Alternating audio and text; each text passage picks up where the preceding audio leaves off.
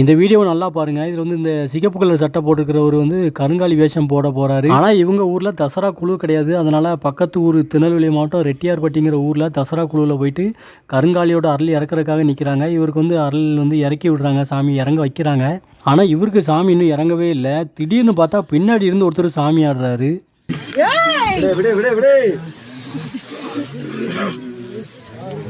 சாமியோட அருள் இறக்க போனது என்னமோ இந்த சிகப்பு கலர் சட்டை போட்டிருக்கிறவருக்கு.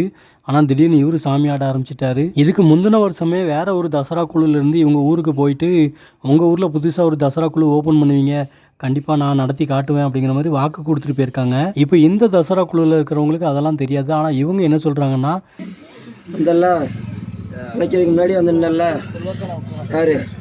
அழைக்கிறதுக்கு முன்னாடியே மேலே அடித்து அருள் இறங்க வைக்கிறதுக்கு முன்னாடியே தன்னால் வந்து நின்னல, நீ யாருன்னு சொல்லு அப்படின்னு சொல்கிறாங்க.